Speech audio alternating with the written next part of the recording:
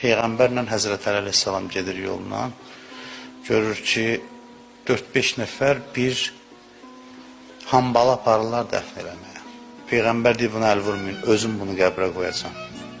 Özü qəbrə qoyur, daxil olur, qəbirdə dua eləyir, özü cənazə namazını qılır. Ondan sonra torpağı tökür üstünə, sonra Həzrət Əli əleyhissalama deyir, gəl gedək. Ayrılandan sonra Həzrət Əliyə deyir Peyğəmbər sallallahu ki, yəqin ki, məndən soruşarsan, niyə buna bu qədər hörmət elədim? Niyə bunu bu qədər hörmətlə dəfn elədim? Özüm öz əlimlə meyit namazını qıldım, torpaq altına qoydum. Niyə?